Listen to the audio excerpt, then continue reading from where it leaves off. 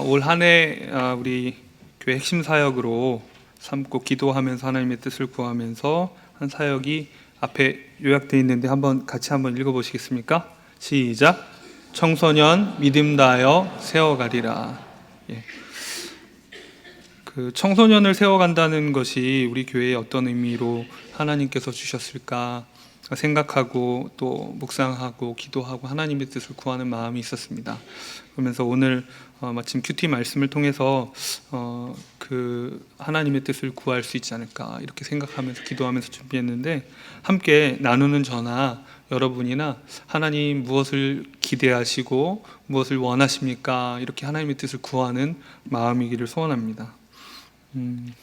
제가 그 청소년 캠프를 이제 배우기 위해서 공부를 할 때 대학원 수업 중에 하나가 이제 한 14박 15일로 이제 산악 여행을 하는 거였습니다.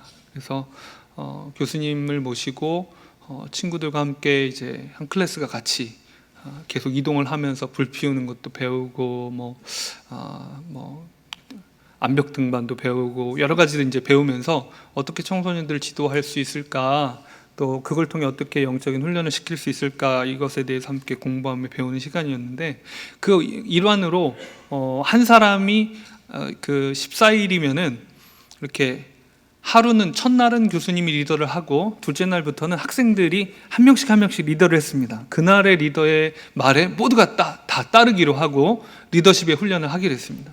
제 마음속에 어떤 욕심이 있었냐면 뭔가 좀 이게 모험을 하러 왔는데 도전적이고 좀 그런 시간이 있으면 좋겠다 싶어서, 하나님, 제가 일일 리더를 하는 날은 정말 그 예상치 못한 도전과 이런 게 있으면 좋겠어요 이렇게 했는데 응답하셨어요.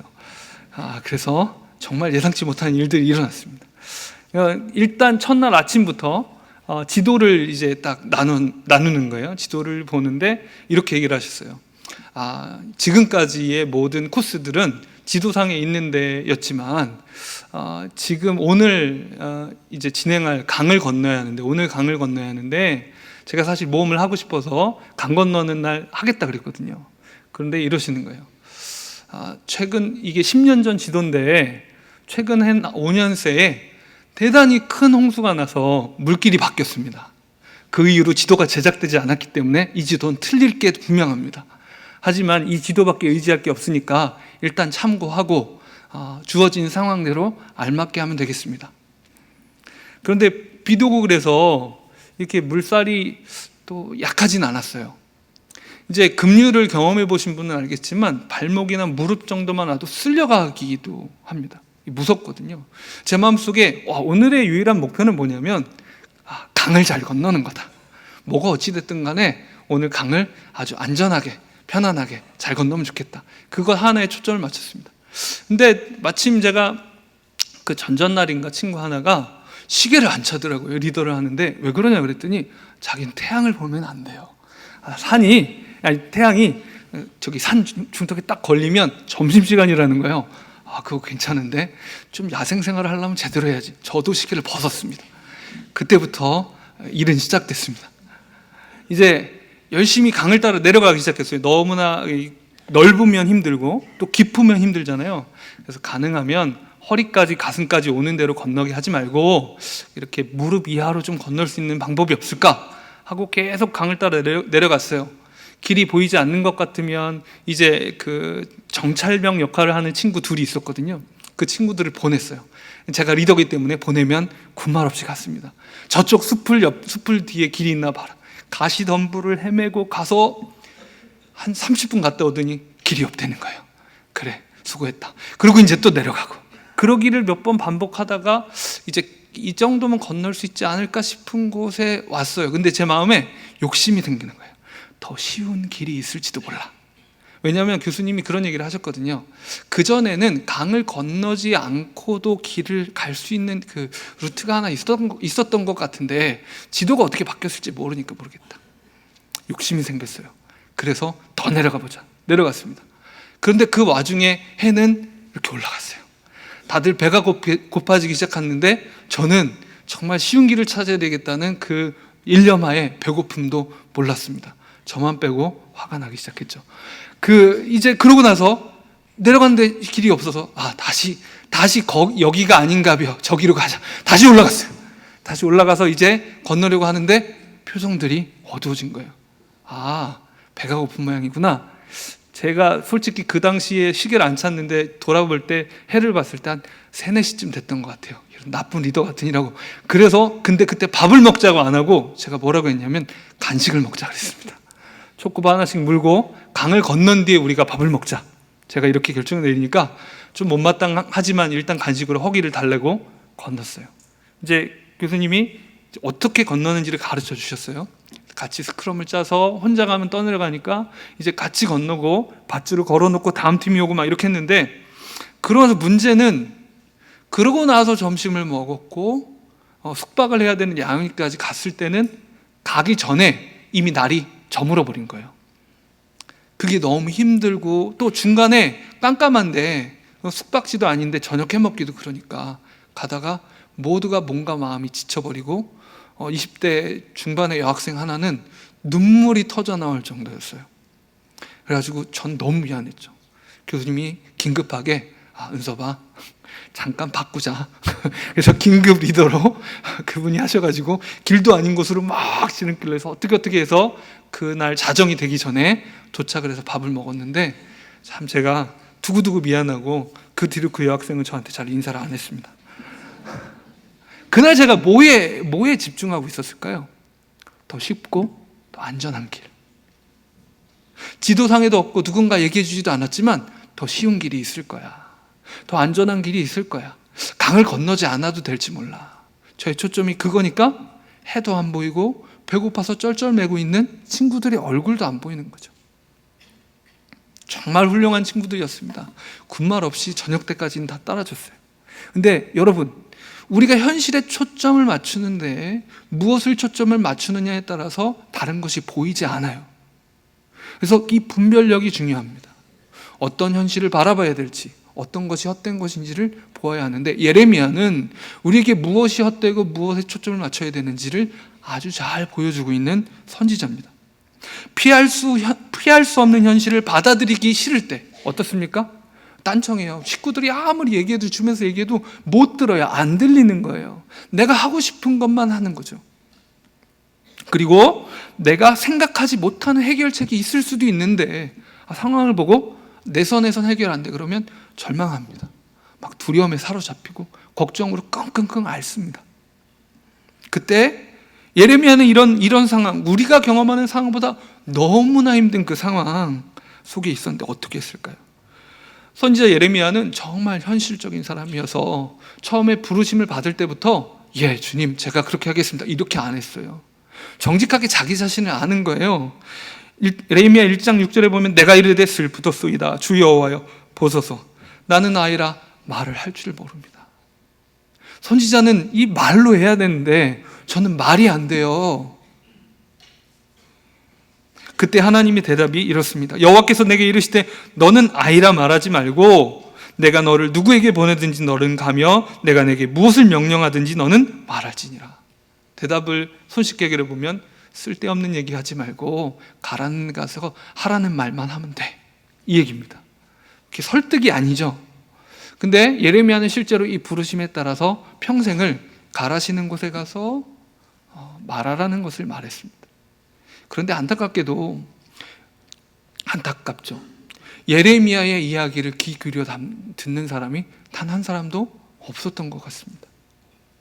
정말 예레미야가 요나처럼 말 안 듣다가도 니느웨로 딱 가면 말 듣고 회개하고 이러면 얼마나 좋아요. 그런데 그렇지 않았어요. 끊임없이 불순종하는 그 백성들 사이에서 살았고 바벨론에 항복해라 그래도 항복하지 않고, 이집트로 가면 안 된다 그랬더니 이집트로 예레미야를 납치해서 끌고 가는 장면이 이제 그 결말에 나옵니다. 예레미야가 맨 처음에 등장했던, 부름받았던 시기는 요시야 왕이 종교개혁을 하기 전의 일입니다. 요시야 왕의 종교개혁은 남유다 왕국의 마지막 종교개혁이자 정말 철저했던 종교개혁으로 기록되고 있습니다. 그런데 이 요시야의 개혁 그 전후에도 예레미야는 정말 냉정하게 상황을 정직하게 현실을 보았어요.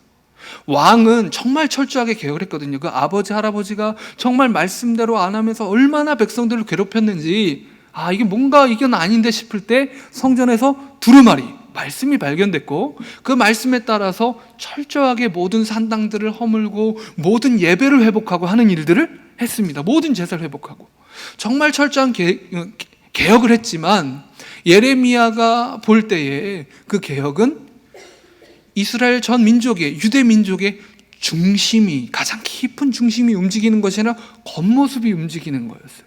충분치가 않았던 거죠. 결국 그 와중에도 하나님의 심판을 선포합니다.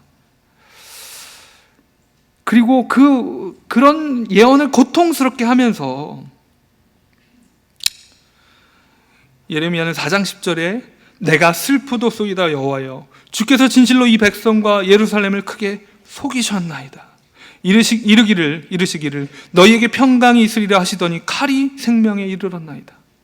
하나님께 대놓고 따지고 있어요. 하나님, 우리를 하나님께서 부르신 땅으로 불렀잖아요. 가나안 땅을 불러놓고 평강 주시게 해놓고서 하나님 이게 뭡니까? 완전히 망하게 하시겠다고요? 하나님 사기잖아요. 도대체 어떤 선지자가, 어떤 인물이 하나님께 거짓말했습니다 이렇게 얘기했는지 모르겠어요. 그런데 상황을 보니까 본인이 이해할 때는 이건 완전 속임수 아니에요 하나님? 이렇게 이야기할 수밖에 없는 상황이었던 겁니다. 이제 두 번째로 포위당한 이스라엘에게, 이스라엘은 이미 아수리에 망했고 남유다에게 이제 예루살렘 성 첫 번째 포로로 끌려갔어요. 끌려간 사람들에게 또 어떻게 얘기했죠? 너네 거기 눌러 살아. 얼마나 고통스러워서 전쟁포로로 끌려갔는데 뭐 차분차분 갈대아 말을 가르쳐 줬겠습니까? 문화 적응 시켜 줬겠습니까? 뭔 혜택을 줬겠습니까? 그냥 거기 짐승처럼 끌려가서 살아남아서 이거 제발 하나님이 날 돌아가게 하셨으면, 제발 이 고통이 멈추게 하셨으면, 그리고 그 원하는 이야기를 듣고 거짓 선지자들이 일어났어요. 그래서 이렇게 얘기해 줬습니다. 이제 얼마 안 남았어. 하나님이 곧 돌아가게 하실 거야. 그러면 그 얘기를 듣고 그래, 하루만 참자, 이달만 참자, 이렇게 버티고 있을 그 사람들에게 예레미야가 편지를 보내서 뭐라고 했냐면, 그런 쓸데없는 소망 없으니까 눌러 앉아, 살아. 거기 살 생각해. 돌아올 생각하지 마. 아들, 딸 시집 장가 보내고 거기서 농사 짓고 바벨론을 위해서 기도해. 여러분, 일본 징용으로 끌려간 사람들에게 누군가 그렇게 얘기하고 일본을 위해서 기도하라는 둥, 일본에서 정착해야 되는 둥 이렇게 얘기하면 어땠겠습니까? 정말 현실적으로 예언한 이 사람이 이제 두 번째 포로로 둘러싸인 이 상황에, 왜냐하면 유다 왕국이 그 이집트 사이에서 이게 양다리를 거쳤거든요. 다시 쳐들어왔어요. 정말 끝까지 결사항쟁을 생각하면서 시드기야 왕과 그 백성들이 버티고 있는 상황에 예레미야가 또 이렇게 아까 3절에서 5절 읽은 것처럼 망할 거라고, 절대로 못 이긴다고 얘기하는 겁니다. 왕은 이 정직한 현실적인 예언에 분노해서 예레미야를 가둬버렸습니다. 여러분, 그런데 시드기야 왕과 백성들이 역사를 볼 때에 예루살렘을 하나님이 지켜주시지 않을까 하는 일말의 소망을 품을 수는 있었어요. 왜냐하면 히스기야 왕 때 일인데요, 아수르의 사네립이 쳐들어와서 남유다 왕국을 둘러쌉니다. 남유다 예루살렘을 둘러쌉니다. 둘러싸고 있을 때에 정말 모두가 마음이 무너졌어요. 사네립은 이렇게 조롱합니다. 야, 여기 히스기야 왕의 말 듣지 마. 이길 거라고, 하나님 지켜줄 거라고? 그거 순전히 사기야. 내 칼 앞에 얼마나 많은 민족들이 무너졌는지 너희들 알지? 하나님이 너희들 지켜주실 거라고? 천만의 말씀. 이렇게 하고 있었습니다. 히스기야 왕은 하나님 앞에 기도하기 시작합니다. 하나님, 정말 하나님의 이름이 이렇게 조롱당하는 이 상황, 하나님 어쩌시겠습니까? 우리를 구원하시지 않겠습니까? 이렇게 하나님 앞에 기도할 때 당시에 선지자였던 이사야 선지자를 통해서 응답이 옵니다. 하나님께서 친히 그들을 구원하시고 싸우셔서 그들을 물리치시겠다고. 그리고 그 말대로 전투에 대한 묘사가 없어요. 그냥 한두 절 안에 하나님의 사자가 적군을 치셔서 18만 5천 명의 군대가 주검이 되었다, 사네립은 간신히 도망쳤다라는 기록이 나올 뿐입니다. 이 놀라운 구원을 경험했다면 여러분 어떻겠습니까? 야, 하나님이 이번에도 그러시지 않겠어? 아수르가 얼마나 강대했는데. 그런데 중요한 차이가 있었습니다. 무슨 차이냐면 히스기야 왕 때의 예루살렘 성은 누구 겁니까? 하나님의 소유예요. 하나님의 소유여서 하나님 앞에 그래서 부르짖은 거예요. 그런데 왜 지금 시드기야 왕은 결사항쟁을 하겠다고 버티면서 기도하지 않습니까? 자기 성입니다. 나의 성, 나의 왕국을 지키기 위해서 지금 결사투쟁하면서 하나님 좀 지켜주세요 기도했을지도 모르죠. 여러분, 하나님의 별명 중에 하나가 용사입니다. 용사, 만군의 여호와. 하나님이 싸움에 능한 분이신데, 그리고 이스라엘을 위해서 이집트를 패망시키고 싸운 분이신데 이거 못하시겠습니까? 그런데 문제는 하나님이 그저 시드기야 왕의 우리의 용병입니까? 우리의 싸움을 위해서 그분을 동원할 수 있습니까? 아닙니다. 우린 그분을 동원할 수 없어요. 그분과 거래할 수 없어요. 하지만 우리의 왕국을 포기할 수 없어서 시드기야 왕의 초점은 뭐예요? 나의 권력대로 내가 통제할 수 있고 내 마음대로 할 수 있고 내가 왕인 나의 영역, 내가 포기할 수 없는 그 자리를 끝까지 놓칠 수 없으니까 안 보이는 겁니다. 아무리 예레미야가 예언을 해도 안 보여요. 그리고 나중에는 이렇게 물어봅니다. 예레미야요, 하나님이 무슨 주신 말씀이 있더냐? 얘기 안 할래요. 당신이 나를 이 얘기를 하면 죽일 텐데요. 내가 죽이지도 않고 내가 너를 죽이려고 하는 사람들에게 넘겨주지도 않을게. 꼭 얘기해줘. 그래서 얘기했더니 다시 한번 제발 빨리 지금이라도 항복하시오. 그렇다면 가장 비참한 꼴은 보지 않을 테니 항복하시오. 그런데도 안 했어요. 왜요? 자기가 보고 싶은 것만 보이는 겁니다, 여러분. 결국 비참하게 그 아들들이 자기 눈앞에서 살해되는 꼴을 보고 그것이 자기의 눈으로 본 마지막 장면이었어요. 장님이 됐습니다. 그리고 끌려갑니다. 여러분, 마지막 희망마저 포기하게 하는 이 현실적인 예언, 그리고 그 예언을 통해 수감되는 예레미야의 모습입니다.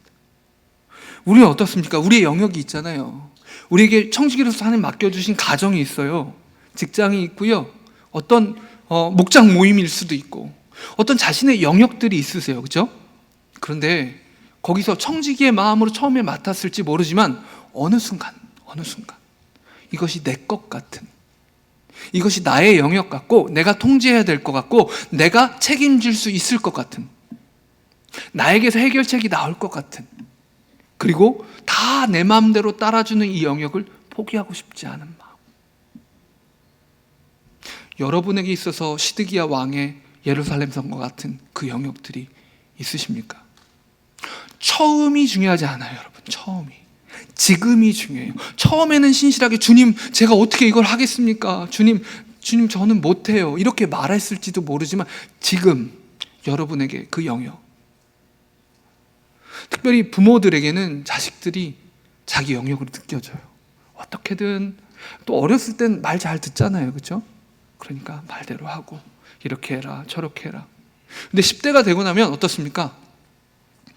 문을 땅땅 때려 닫기 시작하고 잠그고 내 방에 들어오지 말라는 등 지금까지 키워놨다니, 이것이 막 그런 얘기를 합니다. 지금 이게 뭘까요? 부모는 내가 열심히 벌어서 내 돈 주고 산 내 집, 내가 보증금 낸 우리 집인데 네가 네 공간이라고? 네 땅이라고? 네 방이 네 땅이야? 문짝을 떼어버렸다는 부모도 들어봤습니다. 그런데 지금 뭐 하고 있는 거예요?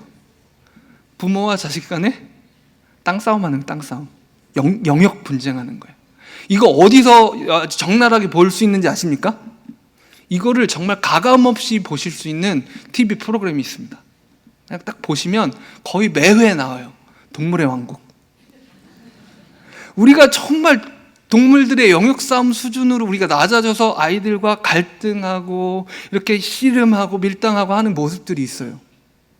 그런데 끝까지 통제하고 싶은 부모나 그걸 어떻게든지 반항으로 이겨먹으려는 그 아이들, 청소년들이나 다 뭡니까?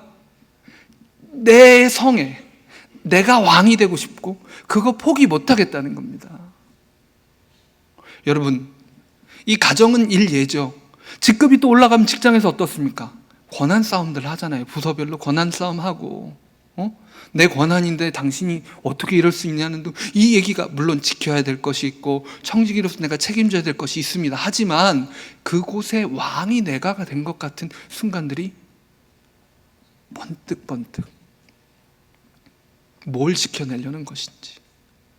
여러분, 그런 헛된 소망을 품고 포기하지 않으려는 우리들에게 예레미야가 얘기하는 겁니다. 헛된 꿈 버리라고. 너의 성은, 너의 왕국은 무너져야 된다고. 그거 포기하라고. 자식이 내 것 같으십니까? 내 마음대로 안 하면 분노가 끓어오르세요? 너무 지나치게 분노할 때, 우리가 너무 지나치게 아이가 떠나가는 것을 슬퍼할 때, 당망할 때, 너무 허전할 때, 그 영역에 우상 숭배가 있다는 어떤 반증과도 같습니다. 어느새 내가 왕이 되어 있어서 그게 아니면 내가 못 견디는 거예요. 여러분, 포기하십시오. 여러분의 것이 아닙니다. 여러분의 영역이 아닙니다. 하나님께서 왕이 되어 주셔야 합니다. 이제 그 예언이 이제 끝나고 수감되어 있는 상황에서 이제 또 황당한 일이 벌어집니다. 예레미야가 땅을 삽니다. 여러분, 누군가가 이렇게 얘기하면 어떻겠어요? 요즘 남북 화해 무드로 이렇게 남북 정상회담도 하고 하는데, 이게 정말 부동산의 호재라고, 땅을 사시라고. 우리 외할아버지가 예전에 지금은 비무장지대인데 거기에 아주 큰 땅을 사놓으셨는데 땅 문서를 내가 가지고 있다고, 이거 사라고, 저렴한 값에 넘기겠다고 얘기를 하는 겁니다. 그래서 그래요? 좀 황당하긴 하지만 그 땅이 지금 어떤 땅인데요? 지뢰밭이라고. 이러면 이게 무슨 짓입니까? 이게 뭐 하는 짓이에요? 근데 지금 아나돗에 있는 밭은 바벨론 군대에 주둔 지예요. 땅 사라고. 그런데 그걸 샀어요. 왜 샀을까요? 하나님께서 말씀하십니다. 사실 여러분, 예레미야도 이해가 안 됐어요. 내일 본문 묵상해 보시면 하나님이 따져 물어요. 사기는 샀는데 도대체 이게 뭐 하는 겁니까? 그런데 중요한 차이예요. 예레미야는 사고 나서 따졌어요. 자신의 이성으로 납득은 안 되는데 하나님께서 말씀하시니까 그 말씀에 헌신했어요. 그리고 나서도 납득이 안 되니까 이해가 안 돼요. 하나님 말씀하십니다. 말씀드립니다. 여러분, 전혀 상황이 아닌데, 또 한 가지 예를 들어볼까요? 1950년에 6.25 전쟁이 났는데 서울이 빼앗겼어요. 그런데 누군가 한 사람이 딱 일어나서, 인민군 천지인데 70년 뒤면 언제입니까? 2020년입니다. 이게 가치 있을 거라고 얘기하면서 하나님의 구원이, 하나님의 놀라운 은혜가 이 땅에 나타날 거라고 하면서 강남 땅을 사라고. 이게 말이 안 되는 거잖아요. 그죠? 지금 그 상황이에요, 여러분. 그 상황이에요. 근데 예레미야는 그것에 자신을 헌신하는 겁니다. 여러분, 이 예언적 헌신, 그저 말로만 하는 헌신이 아니라, 예레미야가 자기가 말 잘하는 사람이 아니라고 얘기했잖아요. 근데 어떤 사람들은 예를 들어서 요나 같은 경우에 행동보다 말을 잘해요. 그렇죠? 그의 삶을 보면 그렇죠? 정말 말씀 선포해서 막 니느웨 다 막 회개하고 그런데 못마땅해가지고 그의 내면은 그 메시지를 소화 못한 거죠. 그러고 있는 선지자가 있는 반면에 예레미야는 그의 말이 그의 삶으로 증명되고 삶으로 그의 예언을 보여줍니다. 여러분, 우리에게 또한 예레미야는 도전하는 겁니다. 하나님의 말씀이 실현되지 않은 현장에서 그 말씀이 실현된 것으로 믿고 자신의 삶을 그 위에 던지는 헌신. 정말 바보 같고 무모할지라도 하나님의 말씀이 있으니 그 말씀을 의지한 그 헌신, 그것이 우리에게 필요하다는 겁니다. 예레미야의 그 헌신은 향후 그 이후 70년간 아무 의미가 없었습니다. 하지만 여러분, 그가 모든 이스라엘 백성들에게 보여주는 거예요. 모두가 이제는 절망했습니다. 거짓 선지자들, 평안할 거야, 괜찮을 거야 하던 사람들도 두 번째 바벨론의 그 군대들에 포위됐을 때는 싹 사라졌어요. 예레미야가 반문하거든요. 왕이요, 평안을 얘기하던 선지자들 다 어디 갔습니까? 근데 모두가 절망한 바로 그 순간에, 요만큼의 희망도 보이지 않고 상황은 악화될 게 뻔한 그 순간에 예레미야는 자신의 삶을 헌신해서 소망의 이정표를 세웁니다. 그 이후 수많은 사람들이 정말 당대에는 깨달을지 못할지 모르지만 자녀들에게 그래도 이사야가 그 땅을 샀었어, 공증했었지, 소망의 이정표가 세워집니다. 이 예레미야의 글들을 나중에 누가 읽느냐? 다니엘이 읽습니다. 포로가 된 그 땅에서 다시 한번 하나님의 긍휼을 구하는 자들이 생겨나는 겁니다. 여러분, 이 예언적 행동이 무엇을 의미하겠습니까? 여러분 중에 고통스러운 상황 속에 있는 분들이 계실 겁니다. 질병으로 인해서, 혹은 문 땅땅 때려 닫는 10대로 인해서, 혹은 또 다른 일들로 나의 영역이 흔들리고, 혹은 이미 그 영역을 내가 소유했다고 주장하고 싶은 마음이 없어지는 거죠. 왜 어렸을 때 그 우스갯소리로, 어렸을 때는 옆에서 얘기하잖아요. 야, 너 우리 집에 와서 일주일만 살다 가라, 막 이렇게 꼬시잖아요, 아기들. 근데 이제 10대가 되면 누가 데려갔으면 좋겠다. 혹시 여기 10대 있으면 여러분의 부모님은 그렇지 않을 거라고 생각합니다. 이제 우스갯 얘기죠, 과장된 얘기. 자, 그런데 어때요? 내 영역으로 주장할 가치가 더 이상 없어 보이는 이 상황에 그걸 사는 겁니다. 하나님이 다스리실 거라고. 여러분, 저한테 반문하실 수 있겠죠. 도대체 어디 말씀에 그거 소망을 가지란 얘기가 있냐고. 가장 중요한 약속이 있습니다, 여러분. 아무리 절망적인 상황이라 할지라도 여러분에게는 하나님이 주신 가장 큰 약속, 부활의 약속이 있습니다. 예수 그리스도께서 세상 끝날까지 내가 너희와 함께 하리라. 가장 절망의 밑바닥에서 하나님 다시 한번 말씀하십니다. 내가 거기 함께 있다. 내가 너와 함께 있다. 내가 너를 버려서 그런 것이 아니라, 내가 너를 포기해서 그런 것이 아니라 지금 너와 함께 있는 것이다. 고통 속에 하나님 함께 계십니다. 포기하지 않으신 겁니다. 비현실적인 예언으로 보이실지 몰라도 그 예언을 하나님은 신실하게 이루어 가실 겁니다.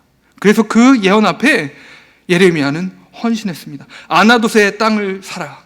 다시 이곳 예루살렘의 소유권을 찾을 날이 올 것이다. 하나님이 다스리지 않는 것 같은 답답한 현실들이 있으십니까? 하나님을 찾아도 대답하지 않으시는 것 같은 상황들이 있으십니까? 하나님은 포기하지 않으십니다.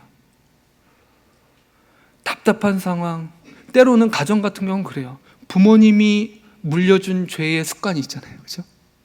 또 애들이 어디 가르쳐주지 않아도 나가서 배워오는 죄가 있어요. 받은 죄, 배워온 죄, 또 그리고 우리 자신의 우상 숭배가 가장 극명하게 확대되는 곳이 가정이에요. 이렇게 아버지가 독재자면 그 자신의 통제욕이라는 우상을 위해서 모든 가족들이 다 벌벌 떨어져야 되는 거 아니에요, 그죠? 통제욕이라는 신전이 생겨요, 가정에. 그러면 모두가 함께 그 우상에 절합니다. 아버지뿐이겠어요. 아이도 우상이 될 수 있고요. 그때 그것을 주장하기를 포기하고, 그리고 또 그것 때문에 스스로 망가뜨려 놓은 그 가정과 모든 상황들 앞에서 하나님 앞에 이제는 손 쓸 수 없는데, 어떻게 해볼 수가 없는데, 건너지 말아야 될 다리를 건너버렸고, 더 이상 하지 말아야 될 말들을 해버렸는데, 주님 어떡하죠? 하지만 그곳에 하나님이 계십니다. 예수 그리스도 부활의 능력이 예수님을 모신 내가 있기에 예수께서 거기 계시고 그곳을 변화시킬 수 있는 능과 힘과 소망이 그 자리에 있습니다. 거짓된 소망과 안전지대에 거하고 싶은 그 확신을 우리가 보면 솔직히 예언자적 사명을 감당하기 어려워요. 왜냐하면 분위기 맞춰주고 싶잖아요, 그렇죠? 괜히 실망시키면, 여러분 예레미야 실망시켜서 그 감옥에 갇혔습니다. 잘 될 거야. 잘하자. 그거 아닌데 한마디 하면 분위기 싹 서늘해지고, 참 너는 함께 속아 넘어가주고 싶고 맞장구 쳐주고 싶은 거짓된 소망들에 대해서 우리가 그건 아닙니다 라고 말할 수 있을까요? 저는 못하겠어요. 못하겠더라고요. 눈앞의 절망 속에 몸부림친 사람들을 만나면 예언자적 행동을 통해서 그에게 소망을 이야기해 줄 수 있을까요? 저는 남들은 놔두고 저부터 절망에 빠져서 주변 사람들을 절망으로 끌어들이더라고요. 야, 방법 없어. 우리는 그게 안 되거든요. 무슨 예레미야는 예레미야입니까? 무슨 현실적인 예언입니까? 무슨 예언자적 헌신입니까? 우리랑 먼 얘기예요. 그런데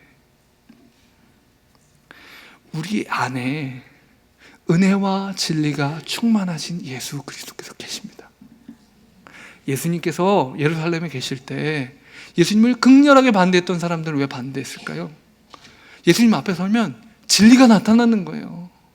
바리새인과 서기관들이 자기는 괜찮다고 생각했는데, 종교라는 자기 성을 쌓고 자기 나름대로 잘 살고 있었는데 예수님 앞에 서면 그 가짜가 드러나는 거예요. 예레미야 예언처럼. 예수님을 환영했던 사람들이 누굽니까? 죄인과 세리들이었습니다.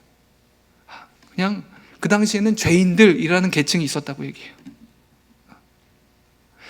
그냥 그냥 어쩔 수 없어, 포기하고 될 대로 살아야지, 내가 어떡하겠어. 그런데 바로 그를 향해서, 세리장 삭개오를 향해서 내가 너희 집에 유하여 하리라, 그를 맞아들이시는 주님께서, 예수님께서 세리장 삭개오를 부르시는 순간 그 열렬히 환호하던 그 여리고성의 모든 군중들은 다 화가 났을 겁니다. 내 돈을 제가 얼마나 뜯어갔는데. 그런데 그를 받아들이시는, 그에게 은혜를 보여주시는, 죄인임을 깨달은 그에게 은혜를 보여주시는 예수 그리스도. 우리는 그거 못해요. 하지만 우리가 다시 한번 이 자리에서 십자가 앞에 죽고 우리의 자아를 내려놓고 예수 그리스도, 은혜와 진리가 충만하신 예수 그리스도 안에 설 때 나는 못하겠어. 예레미야도 못하겠다 그랬어요. 근데 하게 하시잖아요. 여러분, 개인적인 그런 공간들에서, 영역들에서 여러분 성을 포기하십시오. 그거 무너져야 됩니다. 그냥 무너지게 내버려 두세요. 항복하세요. 끝났다고 말씀하세요. 하나님께서 그거 네 땅이라고 너 주장하는 것 같아 말씀하시면, 하나님 저는 손 들게요.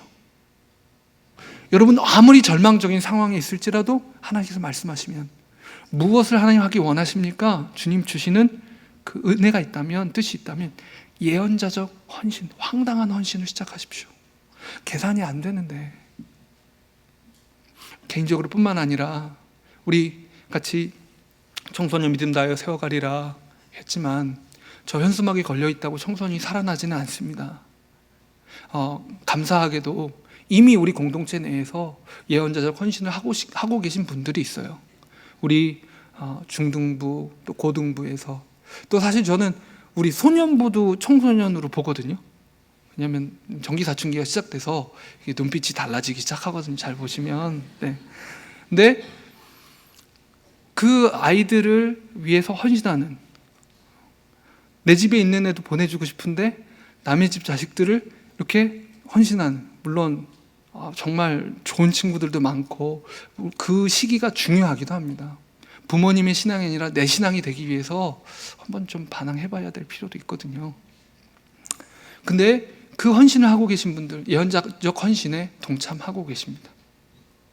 막 애를 쓰세요. 정말 애를 쓰세요.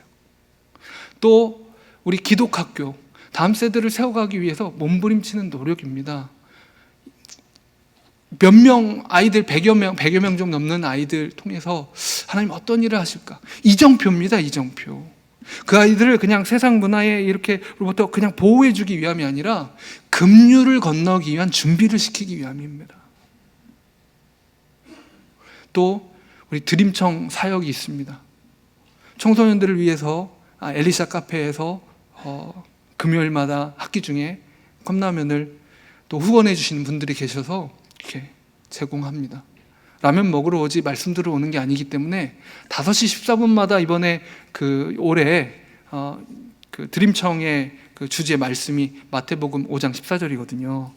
세상의 소금이라 이렇게 빛이라 말씀하신 것 때문에 그 시간에 딱 맞춰서 일부러 퀴즈도 하고 짧게 말씀도 나누고 하는데, 당장 엊그제만 해도 제가 좀 필이 받아가지고 조금 길게 설명하려고 그랬더니 막 이렇게 우린 라면 먹으러 왔지 당신 말 들어온 게 아니야, 이런 표정이 딱 이렇게 몇 애들한테 딱 들더라고요.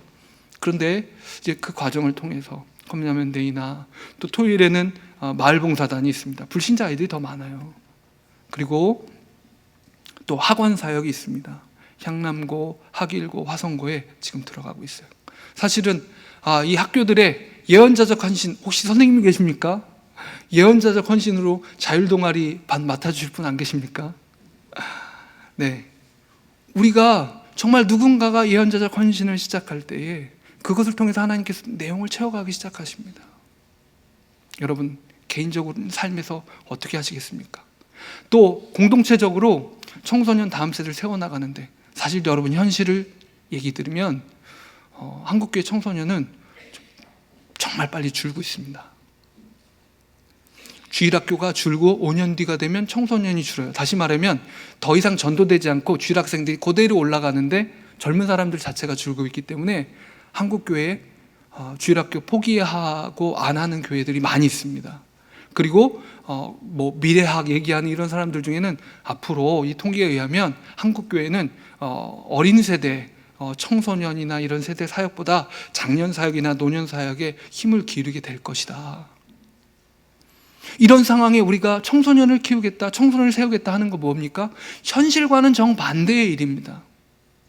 여러분 청소년 세워가려고 저도 노력해보지만 이게 쉬운 길이 없더라고요. 급류는 어떻게 돌아가는 길이 없을까가 아니라 발을 담그고 건너면서 건너는 방법을 배워야 됩니다. 하나님께서 우리를 가르치실 거라고 믿습니다. 어떻게 청소년들을 다음 세대를 세워가야 하는 것인지를 정말 현장에 가면 더 무력해요. 내가 이렇게 애들한테 영향력이 없구나. 하지만 하나님께서 가르치실 것을 믿습니다. 여러분 어떻게 하시겠습니까? 우리 다음 세대를 향해서, 그리고 우리 자신의 영역을 향해서 예언자적 헌신을 하시겠습니까? 하나님께 잠시 여쭤보겠습니다. 하나님 무엇 하기를 원하십니까? 하나님의 뜻이 무엇입니까? 잠시 함께 기도하겠습니다.